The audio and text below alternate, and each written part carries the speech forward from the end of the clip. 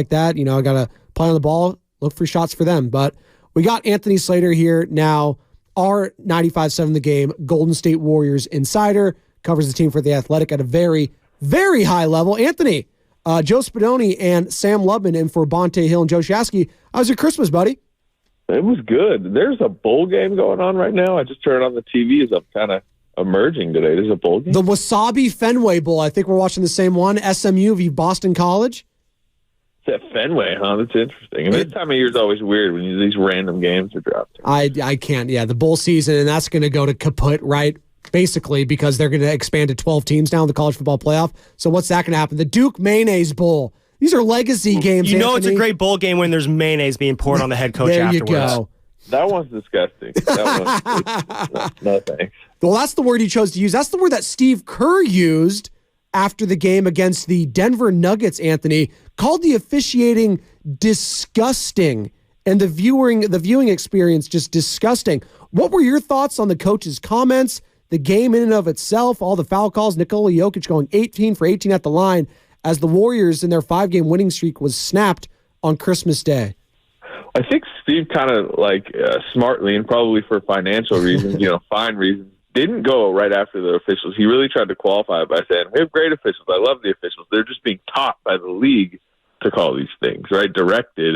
And he talks about it being, defense being legislated out of the game. And, it's fun because Jokic is not you wouldn't consider him, a big violator of this, where I think he's 18th in the league in free throws, 18 tied his career high. This guy isn't a guy who, just is always up in the high teens in free throws.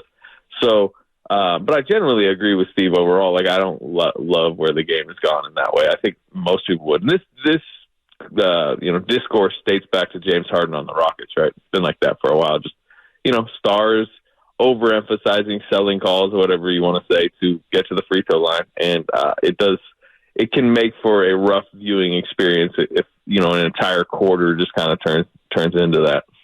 So, Anthony, for me, just as a Warriors fan, obviously there's a part of the frustration is just I've watched Steph Curry throughout his entire career, and it just seems like he's never gotten these ticky-tack foul calls that James Harden's gotten, that Nikola Jokic has been getting. And so I feel like, is it wrong to say that maybe some of Steve's frustration that he's saying there is partly into the fact that he's seeing these guys get these calls, but Steph throughout his career really hasn't?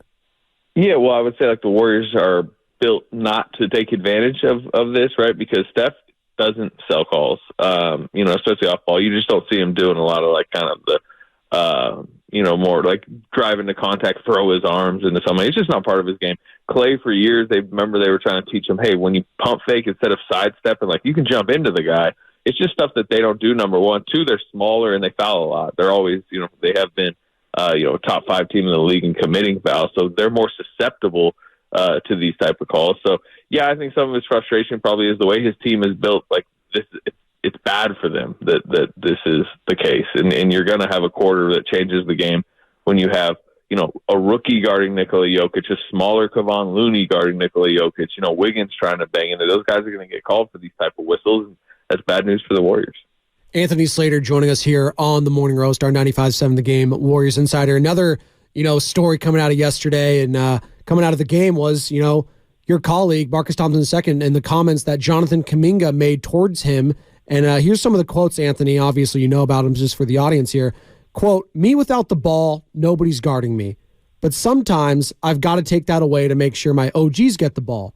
That's where it's confusing. Sometimes I come out the game not knowing what I did, and that messes with my head. It's like, what do they want me to do? I can pass. I can do different bleep." So he says that. Steve Kerr was on our airwaves yesterday basically saying, hey, listen, I love the passion. I know what he's talking about. Maybe he shouldn't say it that way. He'll have a talk with him and stuff like that, basically. But he understands the frustration from Jonathan Kuminga. He thinks he's doing better and stuff like that.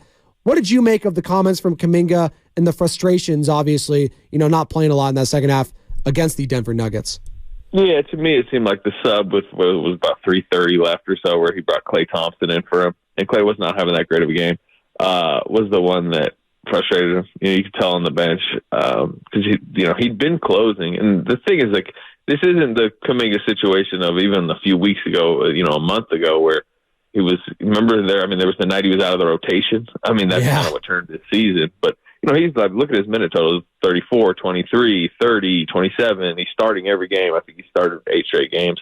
There's just, I think, been a few nights where, Steve Kerr went elsewhere to close, and that has kind of frustrated him. And he is at this pivot point of his career. He has a huge summer ahead where he becomes extension eligible, right? And I think we all believe he has the type of talent, and I know he believes he has the type of talent that, could theoretically be like a big money number in this league. So, in a lot of ways, like his career is changing trajectory potentially right now. So every night probably feels, like it has outsized importance, and he has been playing really well. He has a point in a lot of ways. So, but that's the tough situation that this Warriors team kind of strangely finds itself in, where it is 15-15. I think there's questions about the top level talent next to Steph Curry, but there aren't questions about the depth, right? There are legitimately 11, now 12 guys, if you consider Trace Jackson Davis, who like clearly deserve minutes, and they're just not enough to hand out. So on any given night, like somebody's going to be frustrated. You could have kept Kuminga in the game the other night next to Wiggins, and then Klay Thompson's not closing down the stretch. And then guess who's frustrated? Post game, Klay Thompson, right? I mean, he did that in Phoenix. So that's just what it is for this team this year. Well, and I want to follow up there, Anthony, because it does feel like we're at 15-15 right now. The end of the year is January is approaching. Does it feel like we're kind of like in a fork in the road with how this Warriors season is going to go as it pertains to the young guys, feeding them? We'll wait and see what's going on with Draymond. When is he going to come back? We'll ask you that at some point here as well. But does it feel like we're kind of at a fork in the road for how this season could go going forward as it pertains to, leaning into this youth movement of this team? Yeah, I mean, it feels like it's been a slow build, right? I mean, there's several points this season. I think the Moody situation in Sacramento, where Kerr, criticized himself post-game basically for not staying with Moses Moody, was kind of a pivot point of, okay, now he's going to maybe close with the younger guys, play the younger guys. I think when they changed the starting lineup after that Phoenix disaster, where it became Pajemski and Kuminga, and they're starting every game. I mean, benching Andrew Wiggins was a huge pivot point. Going to Trace Jackson Davis lately has kind of been like a changing of the guard. So there's various things happening here that are shifting, the way that you're talking about. But also, if you're talking about fork in the road, to me, and this is for most teams in the league, like that's a trade deadline, right? That's where you decide where this thing is going, what needs to be altered, and kind of what the path of your franchise is moving forward. So to me, you can kind of highlight the trade deadline as like where real, front office level decisions need to be made on some of what's going on. Yeah, and you're speaking of things that are happening or things that are percolating, as Stephen A. Smith would like to say, we're getting some reports that Gary Payton II is back at practice there. Anthony, what have you heard in regards to the latest of his status, a potential return date, and as if, Steve Kerr needs more headaches, how is that? How is the return of GP2 going to impact the rotations in the minute distribution? Yeah, to the first part of your question, he did practice yesterday. He's out tonight. He's not going to play tonight, but he's getting close. And it'll be interesting to see how Steve Kerr kind of works him in. Whose minutes do we think he bumps? Pajemski seems like a candidate to be bumped a little. Moody's already kind of been nudged to the fringe. In Denver where he played 2 minutes. Kuminga potentially, Wiggins. Gary profiles as a guard, but a lot of times he gets front court minutes. So we'll see. Maybe Saric's minutes get trimmed a little bit. Looney is a guy he continues to start, but he continues to barely play. After starting essentially. So I think there are a lot of guys you can trim a little bit from, but it gets crowded again. And then you guys are probably about to ask me about Draymond, but he's probably sometime in January you're going to see him again, and that's a huge chunk minute guy coming back. So a lot of question marks. Yeah, you mentioned Kevon Looney there. We're already seeing his minutes really start to drop a little bit. I mean, is this something that we could see it, this is just the beginning of Looney's minutes dropping? Can we see his minutes even fade out even more in the coming weeks? Well, the real question is, does he keep starting, right? Because if he starts, he's, guaranteed that, 5 to start the game, at least 5 to start the second half. So, that's 10, 12 minutes at least. And at times, that's all he's playing. Against Jokic the other night, because it's a certain matchup, he played more. But will Steve Kerr continue to start him? He says yes. He continues to talk about how much they're going to need Kevon. And We should remember how good Looney's been the last 2 playoffs. That isn't the guy we've seen this season, but like he's only 27. I mean, it does feel like at times an older 27. So I understand the trust and the want to from Steve Kerr to stay with him. But to me, the bigger question is, once Draymond comes back, what does the starting lineup look like? Because even before Draymond left, really the night that Draymond left, they changed the starting lineup even the night he got ejected in Phoenix before he got ejected to open that second half, and it was benching Looney because the combination of them two on the court together just had not worked this season. So when Draymond comes back, is he starting next to Looney, or is that the night that Looney gets bumped from the starting lineup? Or theoretically could be earlier for Trace Jackson-Davis the way he's playing, but I just don't see it going that way yet. So you mentioned, and we're talking to Anthony Slater here, 95.7 The Game, Warriors insider, covers the team at an elite level for The Athletic. Joe Spadoni, Sam Lubman in for Ponte Hill, and Joe Shasky here on the Morning Roast. And Draymond Green. Yeah. There seems to be, maybe this is too harsh, but a weight that's been lifted off when I watch this team play. And whether that's because of Draymond, whether it's just the young guys playing, they feel free, feel fun. There's something that shifted with this team as soon as Draymond Green got this indefinite suspension. You're saying, Anthony, and I'm reading between the tea leaves, you expect him to be back somewhere in January. I would ask you, is that the best thing for this team? Should they potentially, maybe think about, it's not the worst team. The team's playing well right now. If they continue to play well, we're mid-January, Draymond Green, do they, keep him out for a little bit longer?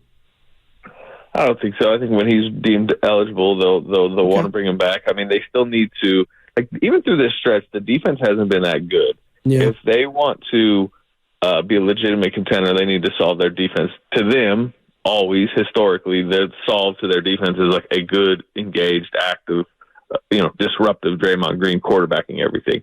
I still think there's a belief that that's their simplest way back to contention is like it's why they give him a 4-year, $100 million deal, like after a lot of, everything that's going on, like that had already happened. So that's just has been their belief. I know what you're saying. They are playing better since then. It does feel like I guess a more stress-free environment for sure. Yeah. But I think part of it is, I think the hope from the league certainly is the suspension changes stuff where, he comes back and he's on, he's under a microscope. He's going to be, right? We all know he's going to be. So I think a certain version of Draymond Green could really help this team. And if that version's not necessarily there, it might not even be in their hands anyways, because I think we all know what the league's going to do if something else goes down. So, it's a big question mark, but I do not see them saying, no, just stay away or anything like that. So the expectations for the team obviously are still championship or bust. How do you view the expectations? What should be realistic expectations for this team? Should it still be a championship for the way they've been playing? I mean, obviously prior to Draymond, this looked like a fringe play-in team. They get them back. They're feeling like championship again, Anthony. It's such a difficult position for this team right now for Steve Kerr, because on one hand, I could see, obviously, the young guys are playing well.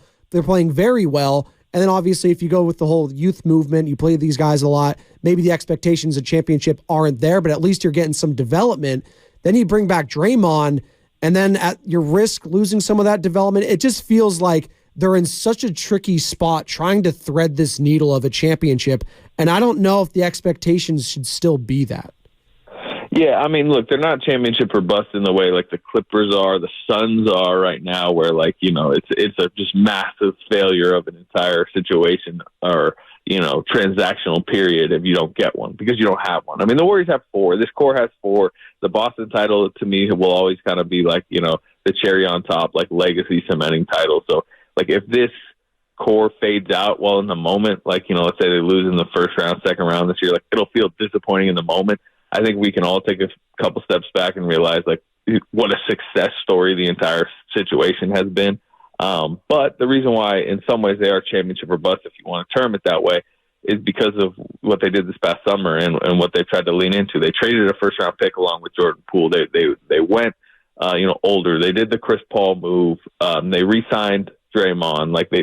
They did kind of go all in, or at least somewhat all in on the now. And Mike Dunleavy's signaling that at the deadline he's trying to make moves to help this year's roster. So they're saying they are going for it. I can certainly understand your skepticism. I have it myself that this team, has the capabilities to either make a move that gets them into that championship tier or this current roster.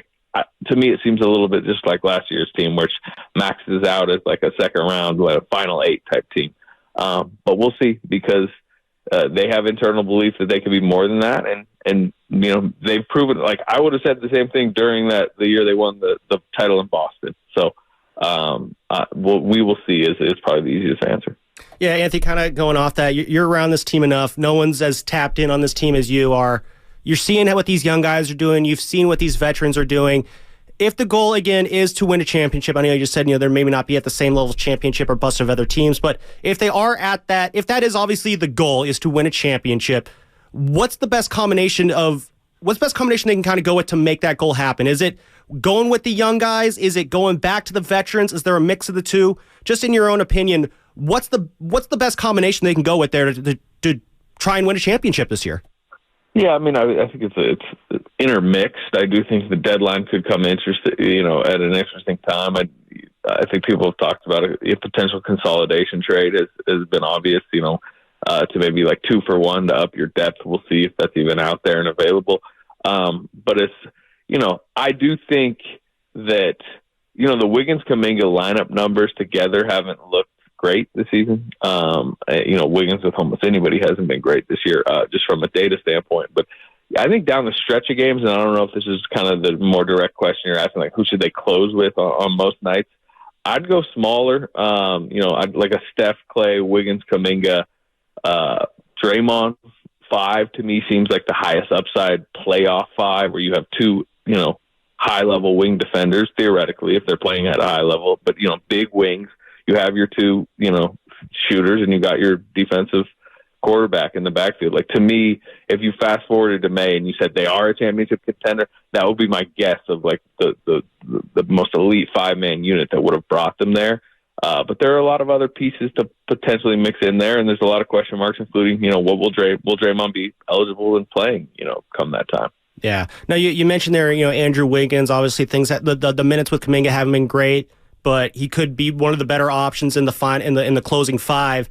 Last week when you were on with Bonte and I, you kind of mentioned how Wiggins could be the most likely trade chip as well for the Warriors.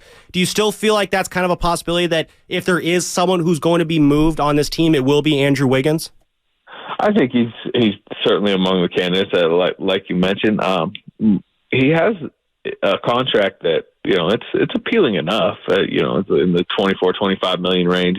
A few more years left. I think plenty of teams could talk themselves into, Wiggins as a 3-and-D, wing plug and play that, pretty much on any roster, could fit into a starting lineup. So, I think he could draw something back. So, but yeah, I think he's one of the guys as the next month materializes that I think, Mike Dunleavy can look at it.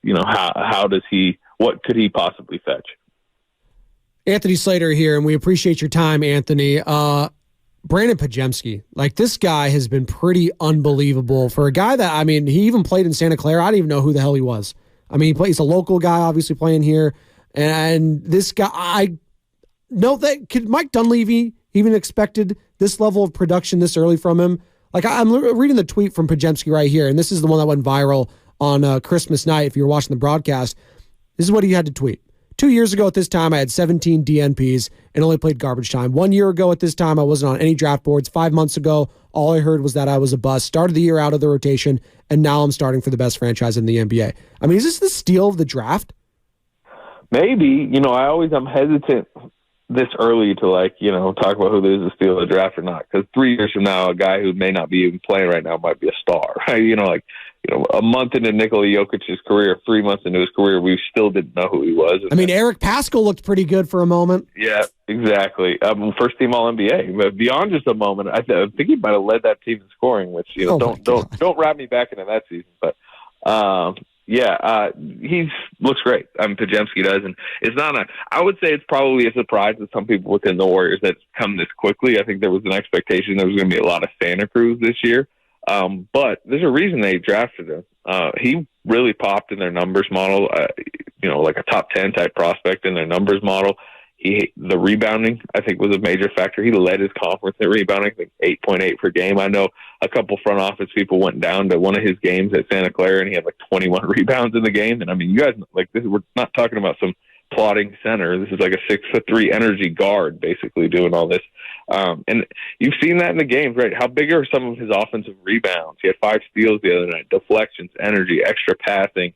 He's shooting it a little bit better, a couple of those step-back threes. That's the big thing. To me, if he's going to take that next step and really be, a high-end rotation player for a long time, like he just kind of has to be like a 40% plus three-point shooter, I think. And he's starting to look a little bit more like that. So, yeah, I mean, I was kind of skeptical of the pick draft night, but it looks great to me right now. All right, Anthony, one more before we get you out of here.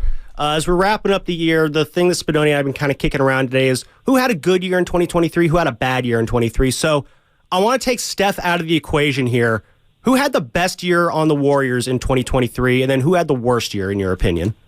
Oh, man. 2023, so years through last season. How about Mike Dunleavy getting a GM job? That's pretty good. Good. That's a good one. Year. Yeah. And, I think he's done a lot. Like, if we're just judging his moves that he's made, I think he's done a pretty good maneuver job. 2 looks like good draft picks. Got off the Poole contract for the Paul trade, depending on what you think about that whole thing. But the Sarge signing. So I think he's been pretty solid. Worst year, if you're just talking 2023, I mean, I think Wiggins is an easy candidate for this, right? Because he obviously went through the personal stuff. And, considering where he was, I believe it was early December of 2022 that he was really hot to start the year. You guys remember he was like 45% from 3, playing really well. And then he kind of had a groin injury, and then he left the team for a while. And really, I don't know, like his game doesn't seem like it's recovered fully since then. And obviously it's to the situation it is now where he's coming off the bench for his first time in his career. We're sitting here talking about him being a potential trade candidate. So I don't know who you guys went with, but that seems like the choice to me. Absolutely fair. And Anthony, again, we appreciate the time, man. And we'll talk to you next year. All right, fellas. Sounds good. Appreciate you, man.